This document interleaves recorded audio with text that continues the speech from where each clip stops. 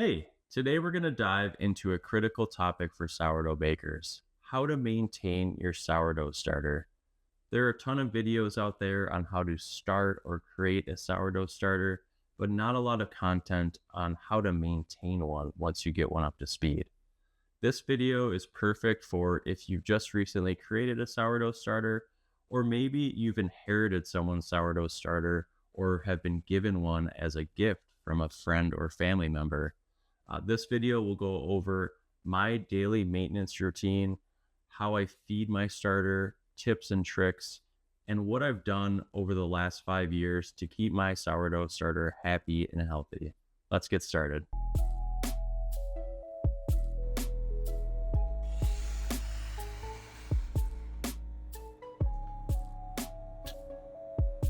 To start things off, let's talk about some of the essential tools that you want for your sourdough starter. The first thing, of course, is something to store them in. And I would recommend having two of those things, which I'll talk about why later. I personally use mason jars. I find mason jars to be very durable and easy to clean. I prefer the wide mouth mason jar. It makes it much easier to get in there and mix things around and move things around. But you can really use any kind of jar that you want. I would recommend that it has a loose fitting lid. There are a lot of baking companies that offer jars specifically for sourdough starters that you can buy, or you can use things that are around your house, like a BPA free plastic jar or a Tupperware, something along those lines. The second thing you need is something to stir your sourdough starter with. I personally use a jar spatula. It makes it really easy to get in the jar and mix things around really thoroughly and get in the tight corners. This is a silicone jar spatula. I have a link for it in the video description, but you can use any jar spatula you want. And if you don't want to use a jar spatula and you have something else in mind, that works too. Before I got this, I used a spoon and it worked okay. Wasn't the best. It had its own problems, but when I switched to a jar spatula, that was a real game changer for me when it came to feeding my sourdough starter. The third thing and the most important thing is a food scale. If you want your results to be predictable and consistent, and you want to have control over timings, and you want to be able to troubleshoot if something goes wrong, you need a food scale. It is an absolute must. And I would even go as far as saying that you should be wary of anyone who tells you that you do not need one of these. These are, in my opinion, the most important thing to have, and it really helps to measure your ingredients. And honestly, they aren't that expensive. This particular one was like $10 on Amazon. Throughout my time baking, I've had some really expensive ones, but I always find myself going back to this one. It's just a cheap $10 one, but it's so reliable. Now, let's talk about flour. For my sourdough starter, over the last 5 years, I have personally used a mixture of bread flour and whole grain flour. Whole grain flour is really great because it contains the entire edible kernel. The bran, the germ, the endosperm, all of those things combined provide fantastic nutrients for your wild yeast. Whole grain flour can be expensive though, but even if you buy a pack just to give your sourdough starter a tiny bit each feeding, it can really go a long way. A common question I get is, do I have to use the same flour every time I feed my starter? And the answer is no. And that's particularly why I didn't qualify whole grain, because I didn't want to specify the type of whole grain because there's such a large variety of different whole grain flours out there, and it can be fun to mix it up once in a while. And sometimes if I'm making a stiff starter or I'm working on a recipe that I don't want to include any whole grain flour in, I will feed my starter all bread flour just so I can work with that one recipe. And my starter is okay. So switching up the type of flour you use isn't going to kill your starter. But again, I would recommend, if you haven't tried this before, to give your starter some whole grain flour and see how it reacts to that. One quick tip I have is to pre-mix the flour you're going to use for your sourdough starter, especially if you're using a mix like me of like bread flour and whole grain flour. I pre-mix my bread flour and whole grain flour in a smaller container. I keep my whole grain flour and bread flour in larger containers, so it can be kind of a hassle to bring those out when I'm just feeding my starter. So having it in a smaller container where I can control the ratio and just be able to scoop it out and know it's the right mixture of bread and whole grain flour can be really helpful. As far as flours that you should avoid using bleached flour. When flour goes through the bleaching process, it can strip away valuable nutrients that your starter needs, and it can inhibit yeast growth. So if you can help it, do not buy the bleached flour at the store for your sourdough starter. What kind of water should you use? Water can actually play a key factor in your sourdough starter. Tap water is fine to use if your tap water doesn't have high chlorine content.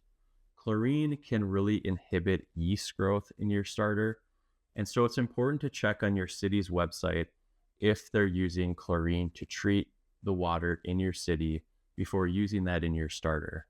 Usually you can just Google things like your city's name plus chlorine water, and it should link you to your city's webpage that talks about how they treat their water.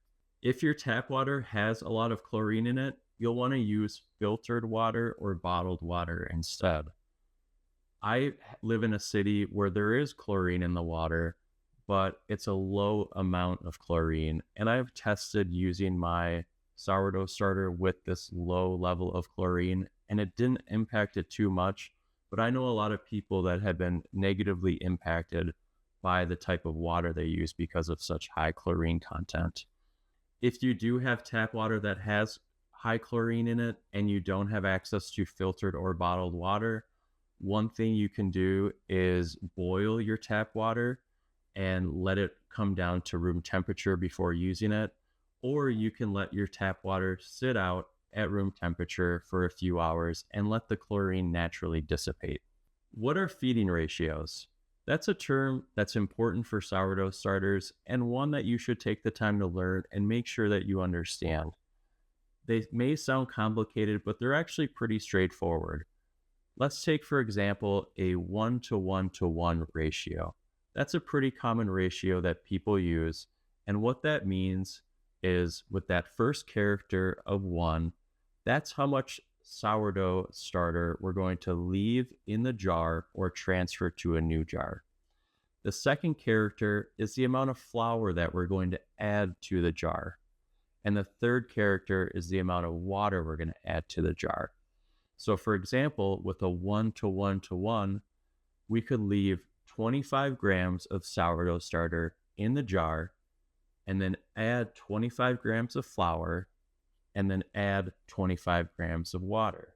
Another example would be if we're going to leave 50 grams of starter in the jar and then add 50 grams of flour and 50 grams of water. Do the numbers you use matter?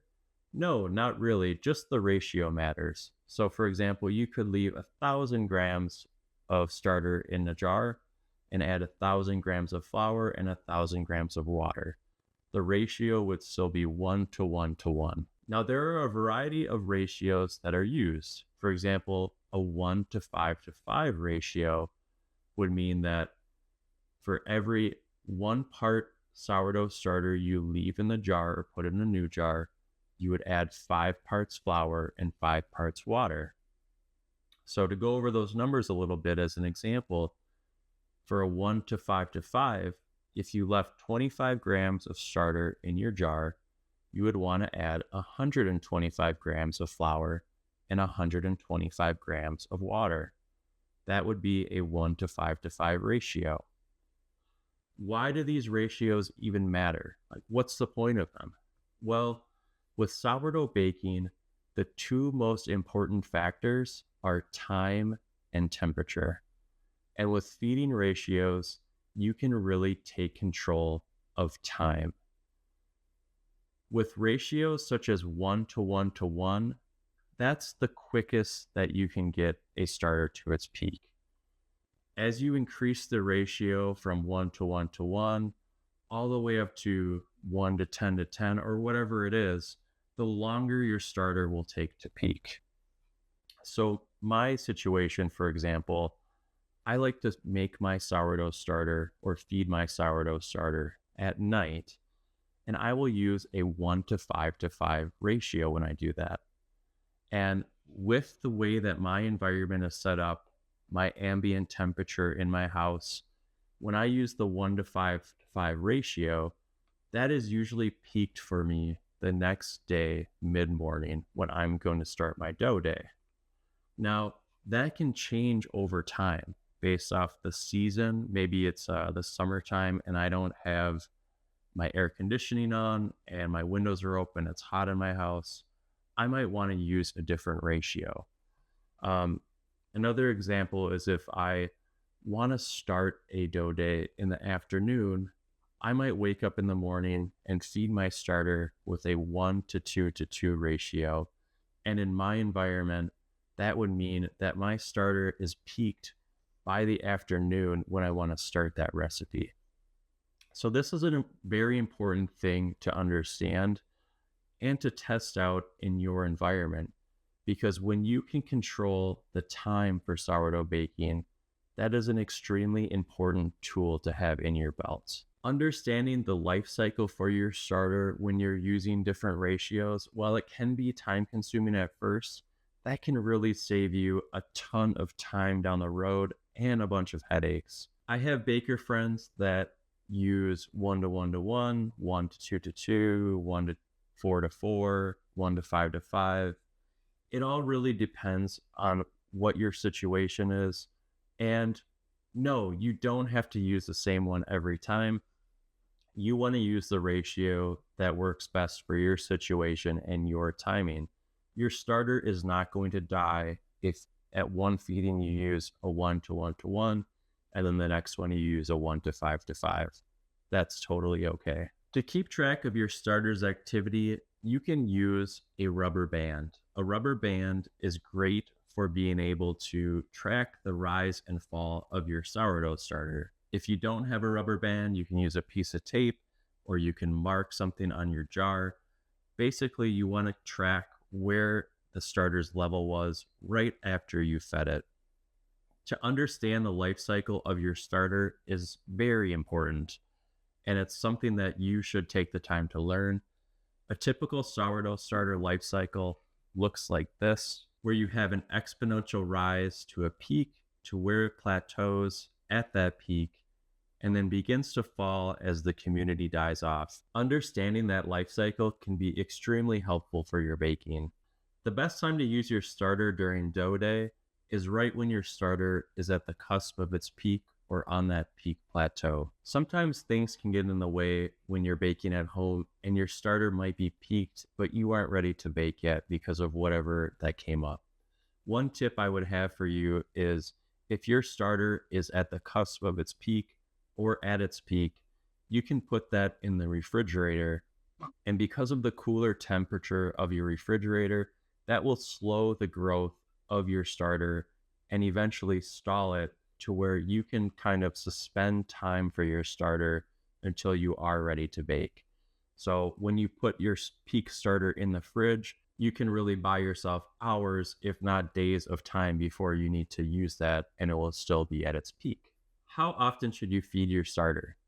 Well, it can depend. I personally feed my sourdough starter every single day, if I can, but I find myself constantly baking things and testing out new recipes. And I realize that not everyone can feed their sourdough starter every single day.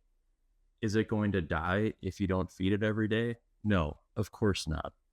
But one thing to keep in mind is that your sourdough starter is a combination of wild yeast and bacteria. And those wild yeast and bacteria use flour to feed. And so when you don't feed your sourdough starter, they run out of things to eat and your sourdough starter becomes weaker. Is it permanently weak after you stop feeding it for a while? No, you can get it back up to speed. They're pretty resilient. With that being said, I have left my sourdough starter Picard out for 2 to 3 days at room temperature and brought it back up to speed with the feeding, and it was just fine. But generally speaking, if you're going to be leaving your sourdough starter out that long, 3 days without feeding it, I would typically recommend going through 2 feedings before using it for baking. One thing I usually do in that scenario is I will feed it the morning before and the night before dough day. That way I've gotten 2 feedings in, and when it comes time to use it on dough day, it's back to full strength. If you're not planning to use it for 2 to 3 days, what you should really do is feed it, and once it's at its peak, put it in your refrigerator. Putting it in your refrigerator at its peak will prolong the life of your starter until you're ready to use it again. Typically, you can leave it in your refrigerator for 1 to 2 weeks, or maybe even a little bit longer. However, I would also recommend that before you bake with a sourdough starter that you've had in your fridge for 2 weeks, that you feed it a couple times before using it for baking. Keeping your starter jars clean, it's a really important thing to do. I try and change out my starter jars every few feedings, and that's why at the beginning of the video, I recommend that you have at least 2 things you can store your starter in, so that when you're feeding it, you can quickly just swap them out and clean the other jar and get it ready to be swapped out in a few days. The key thing is to avoid mold, because once your starter has mold on it, there really is no saving it at that point. Mold goes beyond just the surface level, and you really want to start over once your starter has mold. One critical thing that I would recommend as a sourdough baker is to make sure that you have a copy of your sourdough starter. And to do that, all you need to do is simply dehydrate your sourdough starter, and that can last in the freezer indefinitely for a situation where your starter might have developed mold. You can grab the dehydrated starter out of the freezer and bring that one up to speed.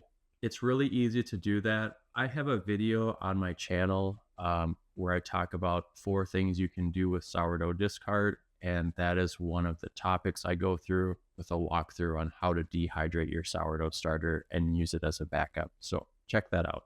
And speaking of discard, you might be wondering, well, what is discard?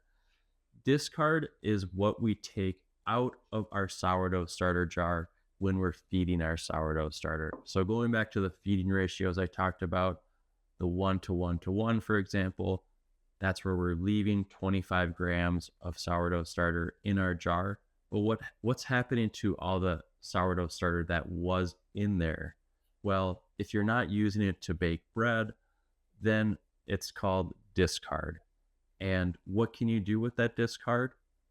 A lot, surprisingly. So don't throw it away. Check out that video I had mentioned. A lot of common things people do with it are like create discard recipes like popovers, tortillas, tart shells. You can make things with your discard, dehydrate it for a backup copy of your starter. So there's a lot of things you can do to use your sourdough discard instead of just simply throwing it away. So now I'm going to give a quick demonstration on how to feed your sourdough starter when you're changing out the jar and then when you're feeding it within the same jar. But one important tip for you that I have before I get into that is with your jars, whatever you happen to be using, take the time to weigh out what your jar weighs when it's empty. So for example, this mason jar I have weighs 383 grams. And when I first started out, I would actually write that on the lid with a Sharpie. And this one weighs 430 grams. And I would write that out. That's important because when you're feeding your sourdough starter and you're using the same jar to feed it, when you're dumping out that sourdough starter, you're going to be putting it on your food scale, and it's going to be reading the jar's weight plus whatever starter is remaining in there. So knowing where your jar starts, at 383 for this one, that can really be critical to figure out what you're going to keep in there for your starting ratio. All right, for this first demonstration, I'm going to walk through on how to feed your sourdough starter if you want to swap out the jars. So I've been using this jar for a few days. I want to swap the starter into a new jar so that I can clean this one and get ready to swap this one out in a few days too. So I've got my existing sourdough starter, a new jar, food scale, my stirring utensil, and some water. And then I also have my premixed flour that I use for my sourdough starter. So to start this off, I'm just going to take the lid off my jar, put this on the food scale and zero it out. I'm going to be doing a 1:5:5 ratio for this starter. So I'm going to put in 25 grams of starter.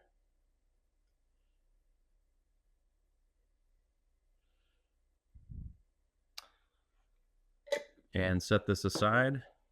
And then because I'm doing 1:5:5, 25 is the representative of the one character there, and then 5 would be 5 times this amount in flour, which would be 125.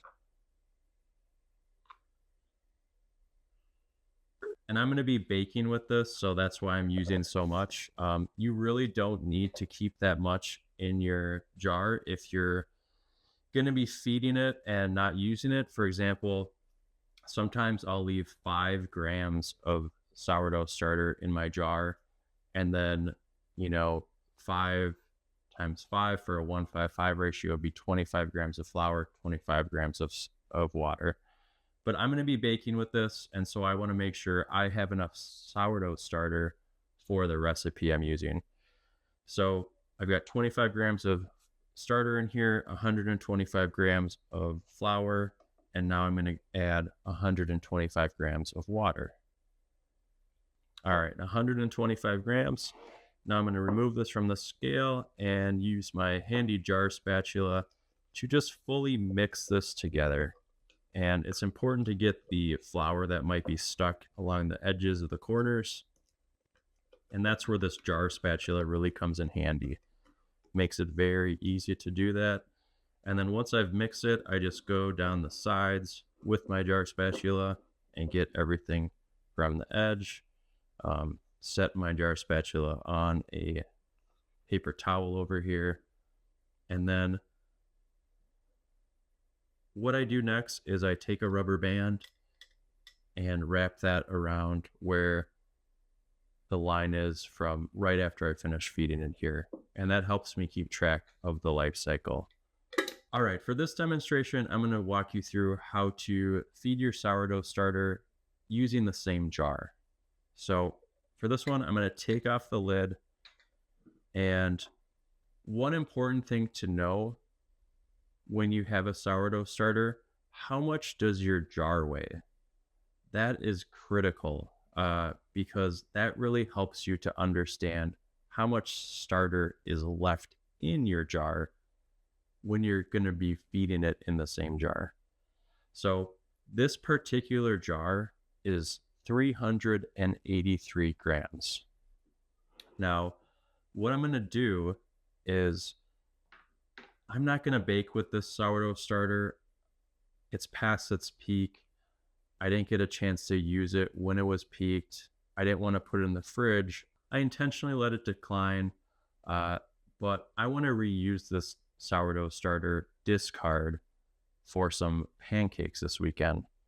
So what I'm going to do is put this discard in a jar here, this Tupperware, and I'm going to freeze it.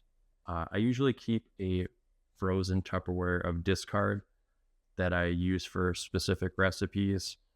And typically once you have frozen it, you can let it thaw in the fridge overnight, and the next day it's ready to be used. So I'm going to dump all of my discard except for 20 grams into this Tupperware here.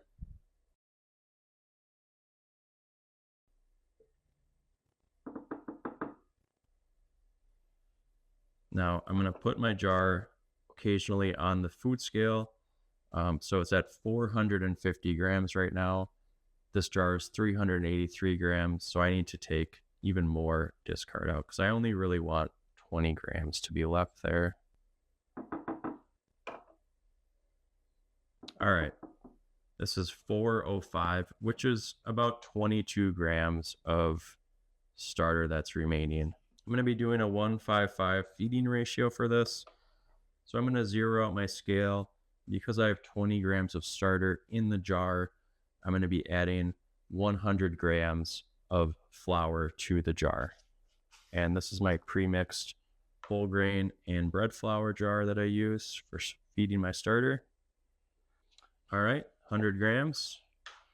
And then 100 grams of water. All right, 99.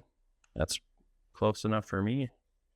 And now I'm just going to use my jar spatula to get this mixed together.